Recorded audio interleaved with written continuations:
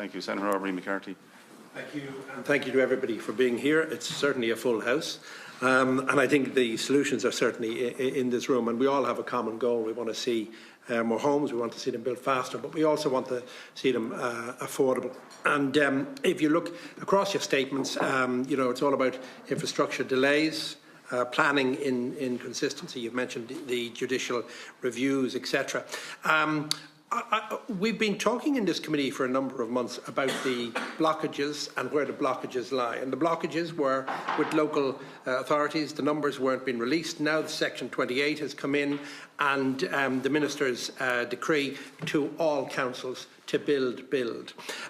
So I'm just wondering, in general, where is the blockage now? Because we've been given, the white flag has been raised, and I'm just wondering, is there blockages there? Also, Conor, you mentioned about Portlaoise, and you mentioned about 70 houses not being able to be finished because of the substation.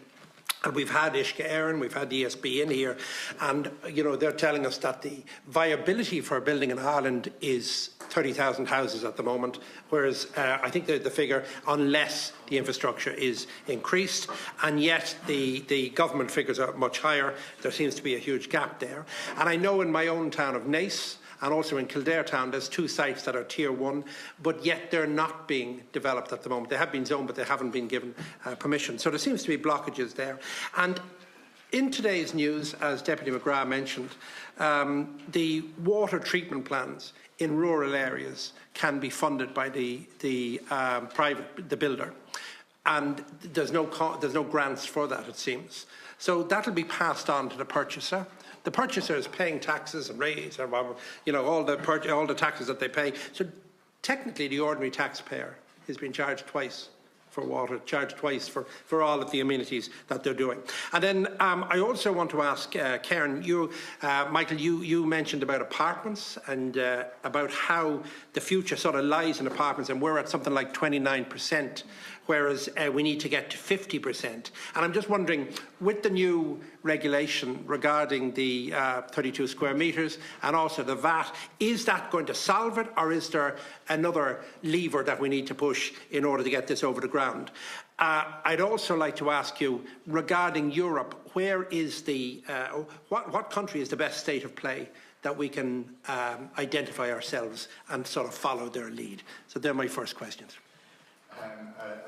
As quick as possible, but look, we are extremely disappointed that in the end of July the Section 28 guidelines were issued. The Minister has written twice to local authorities. Some local authorities have been very proactive in zoning on our land, but we're very, very disappointed, to say the least, that certain local authorities have not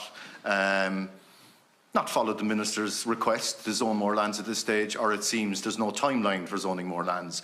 And this is happening in the most populous areas of Ireland, where it's simply the case that development plans were adopted several years ago, the land banks are being built out and no replacement land is coming forward. You're further constraining the supply of zoned land into the sector, and it's becoming a crisis. It's becoming an emergency. So where's that blockage? Is that with the councillors or the planners? That's a very good question, and I'd love to know the real answer to that. But it seems maybe a mixture of both. Maybe senior planners, maybe certain directors of services have a particular viewpoint in relation to the zoning of land. But whatever the reason, the fact of the matter, on the ground at the moment, builders are running out of land that they can build on, and then there's no visibility or pipeline there for them. But is that decision not down to the councillors, though? No, it's not. Well, is it? Yeah. For a second, just.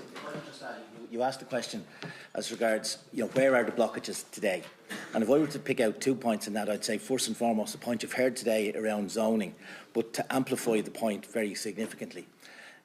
Goodbody's undertook a report about 12 months ago in relation to the amount of zoned land in the Greater Dublin area, and found that there was a shortage of some 70,000 units. What was silent in that report, but evident when you looked into it, was that there was capacity in the system 12 months ago to build 70,000 units in the Greater Dublin area.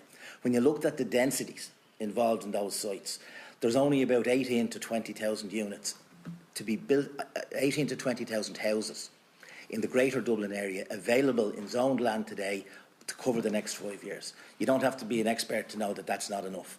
And the reaction and a way of unlocking that blockage is to proceed with variations to the plan. This is not a question of coming across in 27 and 28 and changing development plans. If we're going to achieve significant levels of housing activity, and I'll come back to apartments in a second, but significant levels of housing activity in the next 5 years, the councils, whether it's through the permanent council or the councillors, doesn't matter. It needs to happen. That significant increase in zoned land has to come about through variations of the county plans in every county, particularly in the Greater Dublin area. We talked about the... But if they underzone, does that not go straight back to the planning regulator who's saying you're not doing your job? So the only thing that we can make a mistake here on is underzoning. You know, if we overzone, is that a mistake? I don't think so. It's a mistake if we underzone. We have to zone enough land, and with that land, enable it immediately. The second point is then, as a secondary blockage, you know, there's been much spoken in the media in recent times around culture and a culture of restraint and constraint and systems and processes that are designed to constrain or restrain activity. That culture needs to change across the board to one of enablement, enabling activity, accelerating activity, a can-do attitude. Right? They're key blockages. But I'm sorry for reiterating, but is it not the elected members, or am I naive, that have a responsibility that Section 28, that we roll it, we start building? No, you're shaking your head. Well, in my experience, so far, it's the senior planners are the ones that are dictating the what gets zoned, and the local, the county councillors are in all. And I deal with a lot of the councils across all the Greater Dublin area, and most of the councillors I'm speaking to are in favour of zoning more land, but at the moment, unless it's put in front of them, the way the system is working, you know, they don't have any power to zone it. I'll just ask a question.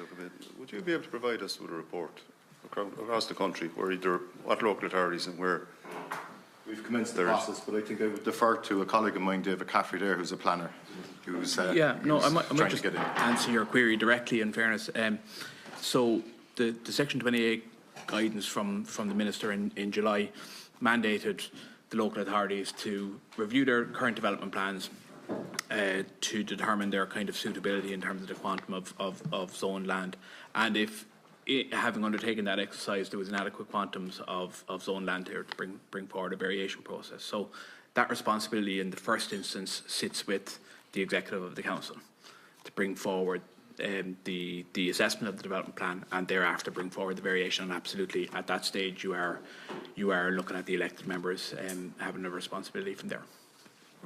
Okay. Right, just before